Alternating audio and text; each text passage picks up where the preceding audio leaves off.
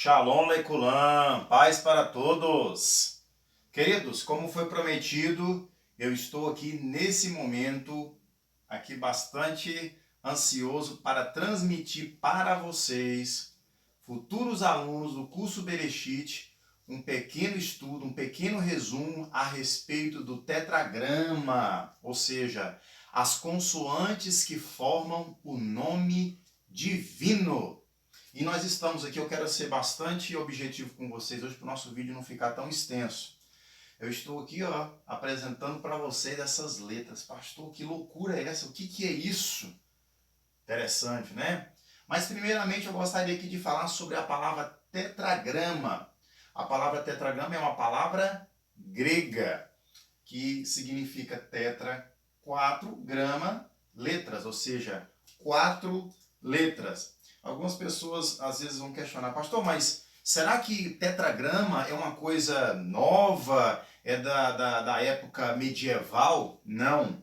Desde o século IV já aparece a palavra tetragrama. Olha que coisa interessante. Jerônimo, ele também usa na Vulgata esse termo. E o tetragrama, que é as 4 consoantes, que nós estamos aqui estudando no nosso curso, nós vamos estudar no nosso curso, que são essas aqui, ó. Eu quero até colocar aqui destacado em vermelho. Deixa eu apagar isso daqui. Vamos colocar em vermelho. Yud, Re, Vav, Re, que é no hebraico quadrático.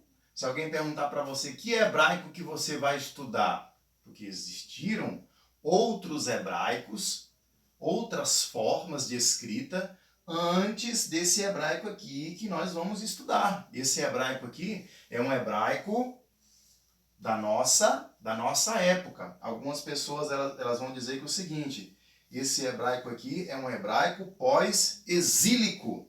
Ok, queridos? Esse hebraico aqui é o hebraico quadrático, ok? Por que quadrático? Porque tem essas características de ter na sua simetria, as letras elas são mais quadradinhas, ok?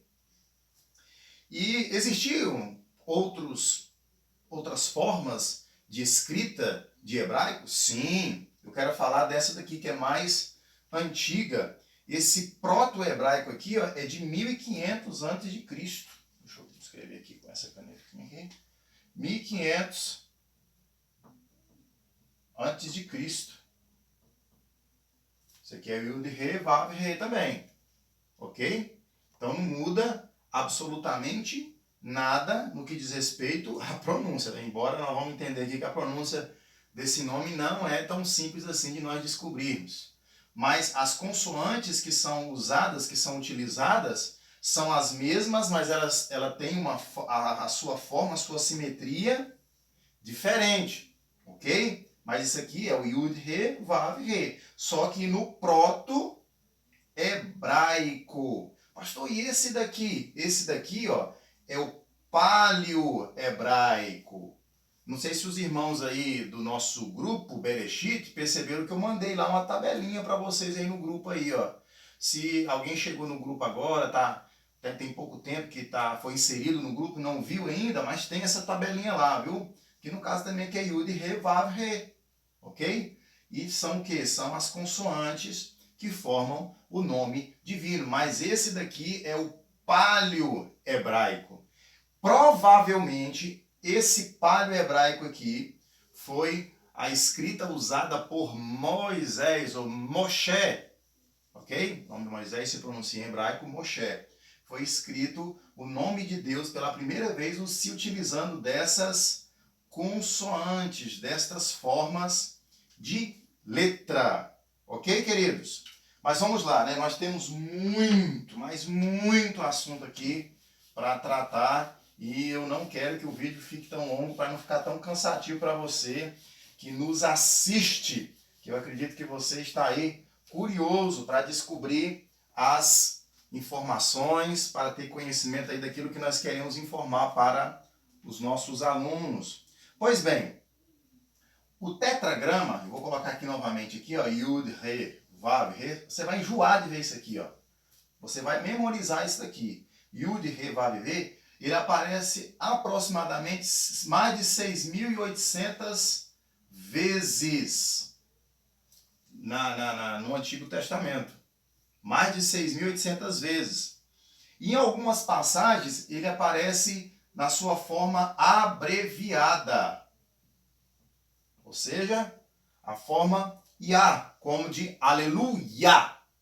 Aleluia. Nós fizemos um vídeo aqui falando sobre isso aí. Se você ainda não assistiu, vai lá e pesquise lá no nosso canal, que tem lá um vídeo falando a respeito da palavra aleluia, do significado da palavra aleluia. Pois bem, vamos aqui ser bastante diretos com os irmãos. É uma abreviação, e essa abreviação ela acontece 24 vezes. 24 vezes na narrativa do texto do Antigo Testamento. E normalmente ela é aplicada em textos poéticos, principalmente nos Salmos, né? Como não é novidade para os queridos. A pronúncia do nome não se dá para bater o martelo, mas existem caminhos. Eu tive a oportunidade de assistir um estudo do professor Edson de Faria Francisco, que é um dos autores do Antigo Testamento Interlinear da Sociedade Bíblica do Brasil, e ele estava ali trazendo para nós algumas informações que eu achei muito interessantes, e eu estou aqui para compartilhar com vocês, ok? E o que ele transmitiu para nós, queridos? Ele transmitiu o seguinte, que existem alguns caminhos.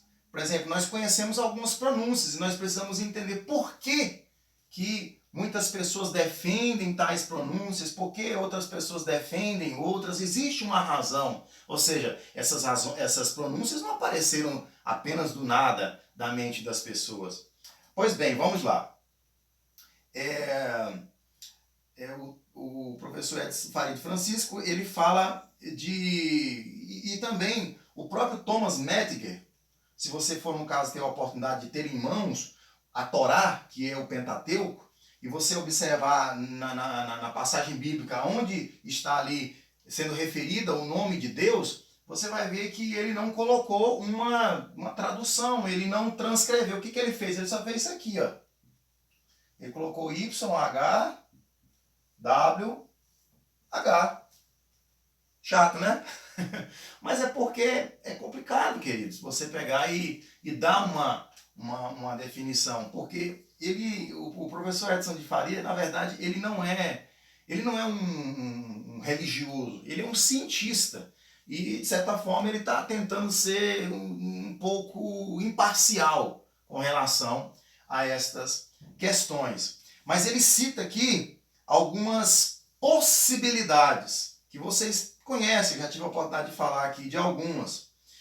Por exemplo, a possibilidade de Iavé. Vou escrever aqui, ó. Esse canetão meu tá ruim. Iavé. Quem já viu Javé?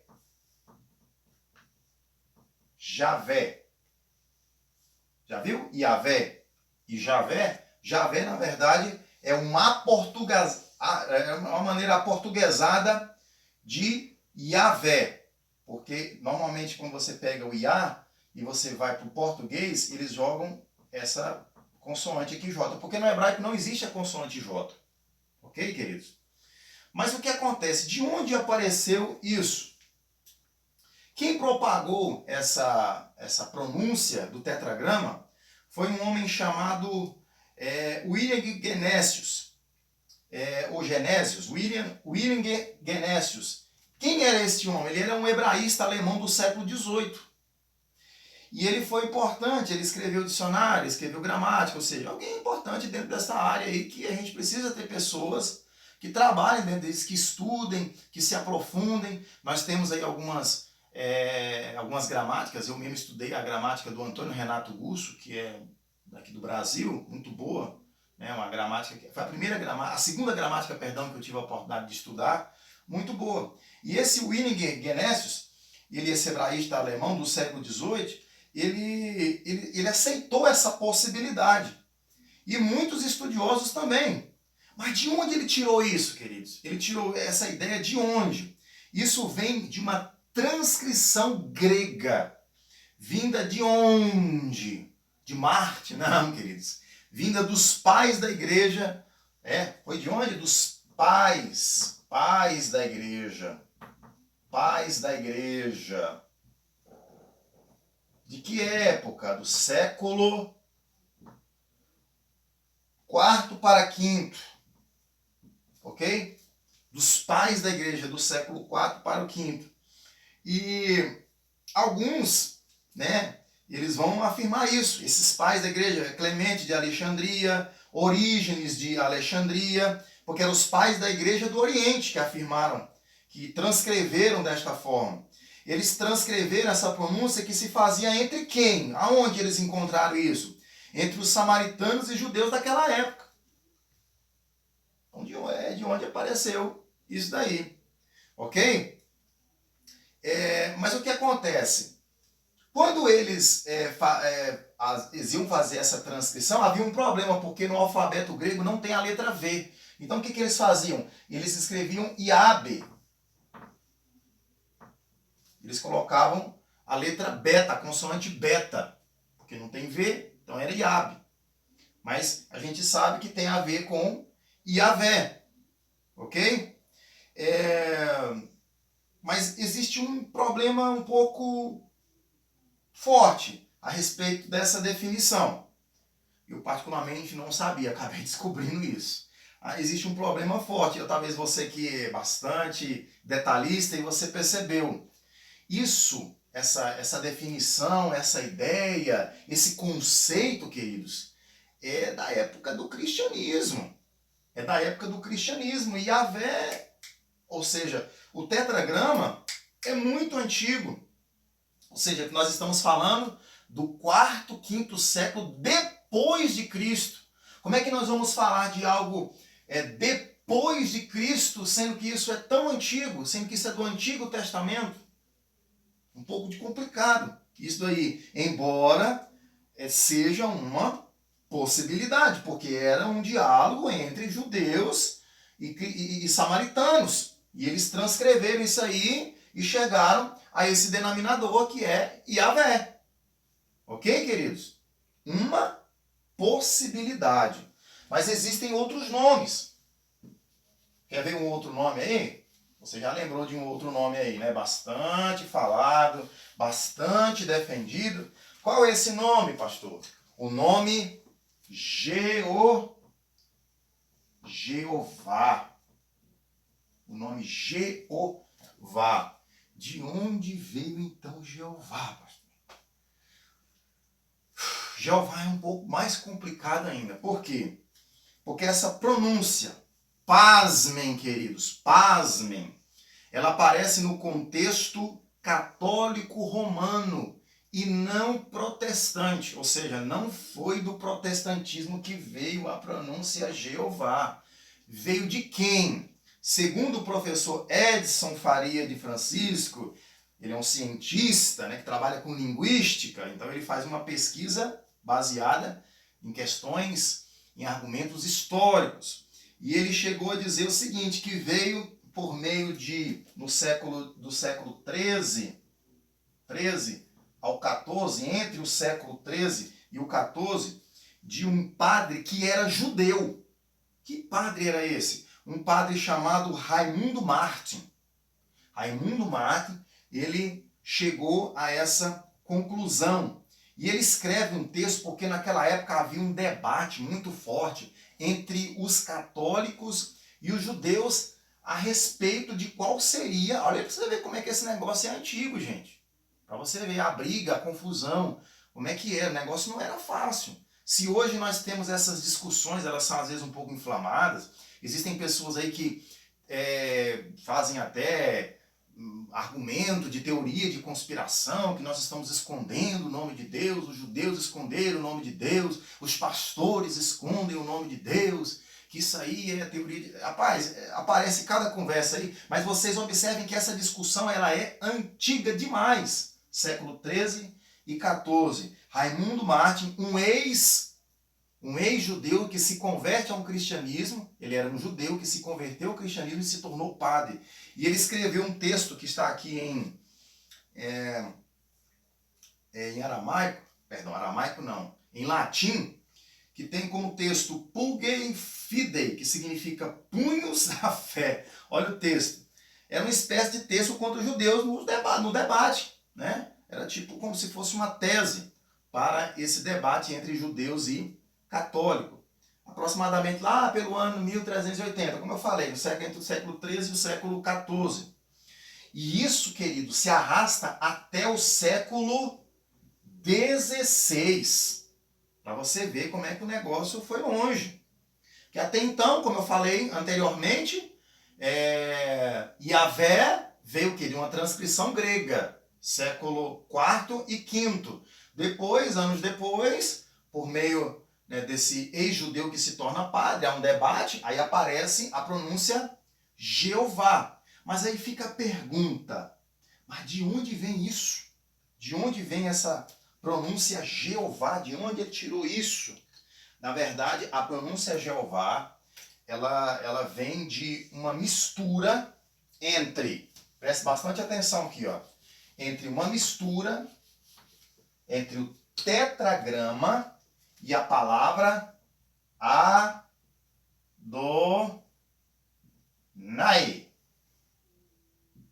Adonai. Vem de Adonai. Olha para vocês verem. Eles colocam as vogais de Adonai no tetragrama. Aí fica como se fosse uma mistura, uma coisa híbrida. Aí se chega ao consenso de Iehová. Iehová. Iehová. Aí de onde vem Jeová? Porque Ie, eles, quando jogam lá para o latim, aí sai a consoante com a vogal G. Como eu já falei, nem no grego e nem no hebraico você vai encontrar a consoante J. Então isso vem do latim, queridos. Entenderam? Ficou claro para vocês? Então é uma mistura de Adonai com o tetragrama. Beleza, queridos? Mas vamos aqui para a nossa última, como é que eu posso dizer? A nossa última alternativa, que é nova, que é atual, que tem sido bastante mencionada, principalmente aí por aqueles que gostam muito dessa questão de teoria de conspiração. Eu, particularmente, não sou muito fã disso, de teoria de conspiração, ok? Eu concordo em algumas coisas, mas discordo em muitas a respeito de teoria de conspiração. Mas vamos lá. Existe uma outra, como é que eu posso dizer? Uma outra possibilidade. Qual seria essa? Yahu.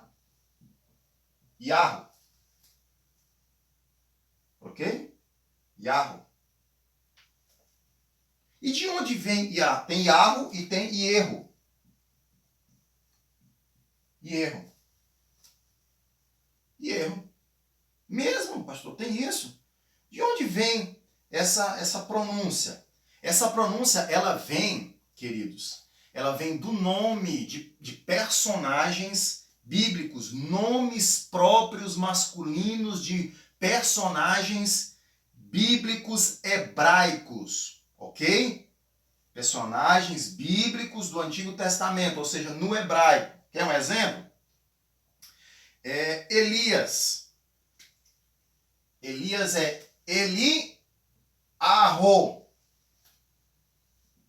Jeremias é Irmeiarro. Legal, né? E Isaías, Ixaiarro. Vou lembrar para vocês. Elias, Eliarro. Jeremias, Irmeiarro. Isaías, Ixaiarro. Então você vai ver isso. Se você pegar o texto hebraico, você vai perceber que tá lá, gente. Tá lá. No finalzinho do nome desses personagens, e você vai encontrar essa essa expressão aqui. E erro? E erro vem de Yehoshua. Yehoshua, que é o nome de Josué, que nós conhecemos aí, né, como Yeshua, que é o nome de Jesus, ok? Eu não vou escrever aqui em hebraico aqui, gente, porque senão a gente vai consumir bastante tempo. Mas eu acredito que você que está assistindo o nosso vídeo, você está entendendo aqui, ó, essa questão. Mas para ser bastante objetivo com os queridos que estão nos assistindo aí, para o texto não ficar, para o nosso vídeo não ficar cansativo, no texto hebraico aparece esta forma aqui, ó, Iarro e erro, não aparece, como eu já falei, é no final dos nomes de personagens bíblicos masculinos do texto hebraico e do começo, como em Josué, Yehoshua. Yehoshua é o Josué em hebraico, gente. Yehoshua. E aqui Iarro, Ishaiarro, Isaías, Jeremias, Irmiarro, né? Elias, Eliarro, ok? Não existe, por exemplo, porque na verdade, se a gente for olhar para isso aí, gente, deixaria de ser um tetragrama para ser um trigrama. Por quê? Porque aqui consiste em três consoantes. O Yud,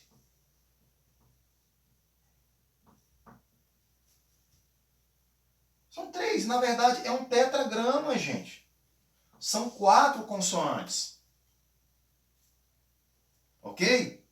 Mas de onde as pessoas então começaram a tirar esse tipo de ideia? De onde veio essa possibilidade de se traduzir, ou seja, de se interpretar o tetragrama, ou de entender que o nome de Deus é esse? De onde veio isso?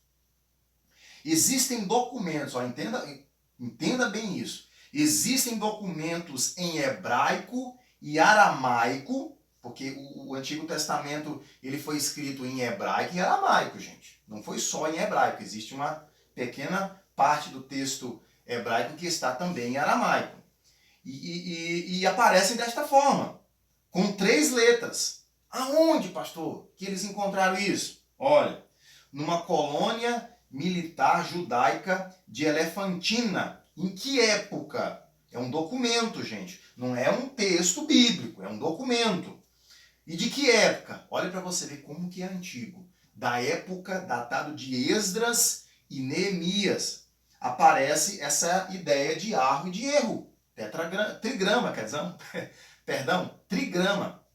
Para você ver que não é uma coisa tão simples assim de ser desconstruída. E também vem a pergunta, existe uma transcrição grega para isso? Existe. Existe. Existe, no caso, documentos antigos em hebraico e aramaico, e existe também transcrição do grego. Olha para você ver como que o negócio não é tão simples. Aonde? Em Orígenes de Alexandria, aquele mesmo origem lá do primeiro exemplo de Yahvé, e em alguns fragmentos do papiro da Septuaginta. Para quem não sabe o que é a Septuaginta é a tradução do texto hebraico para o grego, ok? Do texto hebraico para o grego. Então, existe alguns fragmentos da Septuaginta, que é uma versão grega, que em vez de colocar Kyrios, que Kyrios é Senhor em grego. Pastor, o senhor está dando aula de grego? Não, gente, eu estou aqui só exemplificando. Eu sei, leio algumas coisas em grego, mas eu não estudei a gramática do grego, tá? Tem alguma noçãozinha, mas eu não estudei a gramática do grego. E o que eles colocam lá em grego? O grego escreve normal, viu, gente? Eles colocam o iota, o alfa e o ômega. Iau. Iau. E vem de onde? Aqui, ó, tá vendo?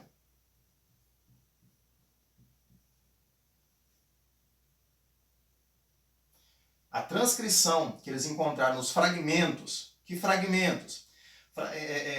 Fragmentos do papiro da Septuaginta. Em vez de colocar Kyrios, que no caso é uma tradução do tetragrama, eles transcreveram. Que transcrever é você colocar, né, como está ali a descrição da palavra. Que uma coisa é traduzir, uma coisa é transcrever. E o que eles fizeram? Eles transcreveram, eles não colocaram quilos, porque normalmente nas suas Bíblias, quando tem lá o tetragrama, o que vai estar escrito lá? Vai estar escrito Senhor bem grandão. Então aqui na Septuaginta, aqui, eles encontraram fragmentos desse texto tão antigo com essa transcrição aqui, ó, em grego, ial. Vocês estão entendendo como é que é complexo a situação? Hoje no mundo acadêmico a tendência é essa. De qual, pastor? De arro ou ierro. São documentos muito antigos. Pastor, então quer dizer que dá para bater o martelo em cima? Não dá, gente. Não dá. Por quê? Porque a Septuaginta é uma tradução. É uma tradução do antigo. No texto hebraico você não vai encontrar isso. Você vai encontrar, como eu já disse, apenas no final dos nomes. E isso não significa nada, gente. Né? Então, é uma questão muito polêmica, muito difícil. Aí vem uma pergunta, pastor, e os judeus? Como é que eles lidam com isso? Rapaz, os judeus ainda é mais complicado ainda. Por quê? Porque eles não falam o nome de Deus. Porque antes do cativeiro da Babilônia, eles falavam abertamente, eles pronunciavam o nome de Deus. Mas depois do cativeiro da Babilônia, isso é histórico, isso é fato. O que eles fizeram? Eles começaram a considerar o nome de Deus tão sagrado que não deveria ser pronunciado. Ele era pronunciado no dia de Yom Kippur, ou seja, no dia da expiação. E o que acontecia? Era uma vez só. Consequentemente, o que dá para entender é que essa pronúncia ela se perdeu. Gente, é muito tempo. Uma pronúncia sendo feita tão pouco. Eles sequer escrevem. Escreve igual nós estamos escrevendo aqui. Eu escrevo, apaga. Eles não fazem isso. Ok? E o que eles fazem? Eles substituem. Por exemplo, eu já falei aqui num vídeo aqui que eles colocam Hashem. O que significa Hashem? Oh, que mais alvoroço esse meu aqui. Hashem significa o quê? O nome. Depois eles vão para Adonai, que eu já escrevi aqui. Adonai. Eles pronunciam também, pasmem. Eles pronunciam Hashamayim. O que é Hashamayim, pastor? Hashamayim significa os céus. Que loucura, hein? Hashamayim. Quando eles vão se referir ao nome de Deus, que em aramaico é Shammai. Shamaia, quer dizer, Shamaia. Os judeus eles pronunciam Hashamai e quando eles vão falar em aramaico é Shamaia, ok? Existem também, agora por último, agora vai aparecendo algumas pronúncias diferentes, entre elas existe a Adoshem, que é uma mistura de Adonai com Hashem. Adoshem, eles misturam essas duas pronúncias, os judeus de hoje. E também existem, olha para você ver, no Talmud, gente, quando é mencionado o nome de Deus, a palavra Shekhinah. Pastor, Shekhinah, isso não é estranho. É, gente, é de Shekinah. Só que o problema é que nós pronunciamos de uma maneira errada, ok? Nós pronunciamos Shekinah, mas a pronúncia correta é Shekhinah, ok? E Shekhinah significa habitação. Mas no Talmud, o que é o Talmud? O Talmud são explicações orais tão relacionadas à tradição judaica. São explicações orais reduzidas à escrita dessa tradição do século II depois de Cristo. É o Talmud, ok? No Talmud você vai encontrar, sendo mencionada a respeito de Deus ali, a expressão, a respeito do nome de Deus, a expressão Shekhinah, ok? E tem uma outra aqui que também eu ouvi as pessoas falando, que é Kadosh Baruchu, Kadosh Baruchu, que significa santo e bendito seja. Santo, bendito seja. Kadosh Baruchu. Legal, né? Então, queridos, É um tema muito polêmico, muito amplo. Se nós fôssemos aqui falar a respeito de tudo, nós ficaríamos aqui muito tempo. O vídeo eu acredito que ficou um pouco longo ainda, mas Deus abençoe a sua vida, que você possa estar abraçando tudo aquilo que nós estamos passando para você, que você seja edificado e que você se interesse realmente em fazer o curso Bereshit, 5 de fevereiro, a partir das 19h30 na Igreja Batista Nacional. Seja o nosso aluno. Lehitraot. Até breve, até o próximo vídeo. Shalom!